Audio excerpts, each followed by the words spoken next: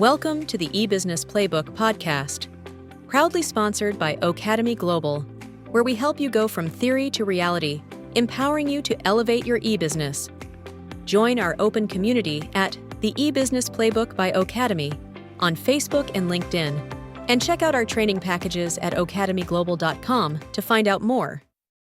Welcome to the eBusiness Playbook. Today, we're going to do a deep dive into something that could really change how companies think about their resources. Especially when it comes to the whole process of building a team. You know, you shared some fascinating material about this whole shift towards using what they call retained resources. And to be honest, it sounds like a way to really simplify things. It really is. I mean, especially if you're not, a hardcore HR person or, deep into the technical side. It's really about moving away from that constant, search for new hires. Always looking for the next person. Exactly. So we're going to be looking at some articles or reports that you sent over that kind of highlight why this trend is becoming so popular and really what it means for businesses like the ones that are listening right now. Absolutely. Our mission today is to really cut through all the jargon and show you like the real practical advantages, how it can make things easier compared to that traditional hiring process that we all know and sometimes love. And, it's interesting because this whole concept of retained resources, it has these two sides to it. You have the people aspect, and then you have the financial aspect, and they're really interconnected. So when you build a strong and stable team through smart retention, that can directly lead to healthier retained earnings. And then those healthier retained earnings allow you to invest more in your team, and the cycle continues. Okay, let's start with the hiring part, because I think that's the one that most people kind of, roll their eyes at. It's a pain point for sure. It is. It's like, okay, back to the drawing board. Got to find somebody new. So, traditionally you need somebody new. You write up a job description. You post it on all the job boards. And then you just wait for that flood of applications. And then you got to sort through them. And, most of them aren't even a good fit. Right, exactly. And then you spend all this time interviewing, checking references. It's just this huge drain on your energy and your time. Absolutely. But, this idea of retained recruitment paints a completely different picture. It does. It's really about taking a more proactive approach. So instead of waiting until you desperately need someone, you're working with recruiters who actually become deeply embedded in your business, almost like an extension of your team. And these recruiters, they really take the time up front to understand your company culture, the specific skills you need, the long-term vision. It's a much more strategic partnership. So it's not just about filling a position. Exactly. It's about finding the right person for the long haul. The right fit. So it's got to take some of the chaos out. Oh, absolutely. I mean, think about it. Instead of sifting through hundreds of applications, you're getting a curated selection of candidates who are already pre-vetted. Right. Okay. That makes a lot of sense. I think it's important to mention the financial side of this too, because the cost of constantly hiring and losing employees is huge. You've got recruitment fees, training costs, lost productivity while you're training them. And the sources you shared indicate that it can be 1 to 2 times an employee's annual salary. Wow. So by focusing on finding the right people initially and then retaining them, you're saving a lot of money. Yeah, that's a huge point. It's like you said, a strategic approach, not just frantic hiring and firing, just fill a spot. Okay, so we talked about retain in terms of recruitment, but it also applies to finances. It does. Yeah. So we're talking about retained earnings. Okay. And retained earnings are? Essentially the profits that a company makes. That they don't distribute to shareholders or anything. They keep it within the business to reinvest and fuel future growth. Okay. So for someone like me, who's more focused on the day-to-day running of the business and not so much, high-level finance, how does having these retained earnings actually simplify things? Well, think about it this way. You have this great idea for a new product, or you see an amazing opportunity to expand.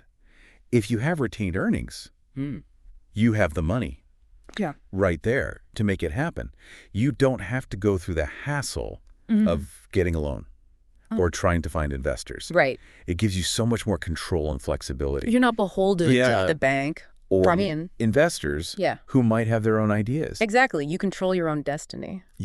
That makes sense. And that agility extends to managing your team as well. Okay. When your company is financially stable and growing, it creates a more secure environment for your employees. They feel good about being there. They're more likely to stay, and you're more likely to be able to invest in them with things like training and development. Yeah. Because you have the financial resources to do it. Okay, so that brings us back to the people part. Exactly. This idea that, prioritizing your existing team's growth is crucial. It's a key part of the equation. I mean, it's much more efficient to cultivate the talent you already have than to constantly be looking for new people.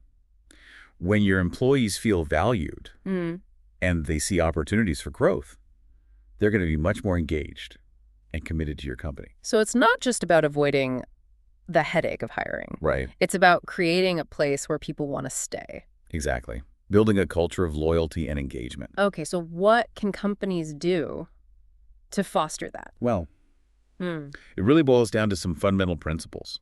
Things like regular feedback, open communication, recognizing your employees' contributions, creating a positive and inclusive work environment. These aren't necessarily groundbreaking ideas, but when you put them into practice consistently, they really make a difference. It sounds like it creates this positive feedback loop. It does. You invest in your people, you invest in your financial health, and those two things kind of support each other. They feed each other. They feed each other? Yeah, okay. So to make this real, let's walk through a few scenarios where this whole focus on retained resources can actually make a difference. Absolutely. Let's do it. So let's say you're running an online clothing boutique. Okay. You've had a couple of great years. You've built up some healthy retained earnings.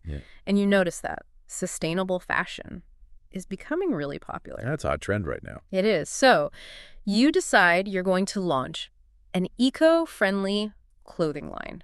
Because you have those retained earnings, you can invest in sourcing sustainable materials, developing the new line without having to take out a loan or go to investors. Say, hey, I need money. Right. You maintain control, you can be nimble, you can adapt to the market. Exactly. And you can move quickly. Absolutely. Which is so important in today's world. It is. What about an example that focuses more on the people side? Okay, so let's imagine you're running a growing online marketing agency. You've realized that the success of your agency really depends on having a really talented team. But instead of constantly posting job openings for every specialized role, you decide to work with a retained recruiter. Okay. Someone who actually understands your agency's culture, the specific skills and personalities that thrive there. And this leads to much better hires, people who are a good fit, people who stay longer. So you're reducing that churn. Exactly. Hiring and firing and training. You're building a stable team. So they're able to really get to know their clients, their processes, and just provide better service. Absolutely. Less disruption internally as well. Okay. One more to really drive this home. All right, let's do it. A small software as a service company. Okay. They know that their developers are their most valuable asset. So instead of just offering, standard salary and benefits, they actually invest in professional development. Okay. They offer flexible work arrangements, and they really work hard to create a collaborative, innovative, fun work environment. Right. So they're focused on keeping those key people happy. Exactly. So they're not constantly losing people to their competitors. And that's huge in the tech world. Right, because there's so much competition for talent. Absolutely. Yeah. Okay. So these scenarios really highlight how much control you can have when you focus on retained resources. It's about building a more sustainable business, one that's less reactive, less stressful. Less stressful, exactly. Yeah. And more focused on the long term. Exactly. So by focusing on the strengths you already have, both with your people and your finances, you're setting yourself up for greater success. This has been so insightful now. I want you, the listener, to really think about what your most valuable resources are, both in terms of your team and your finances.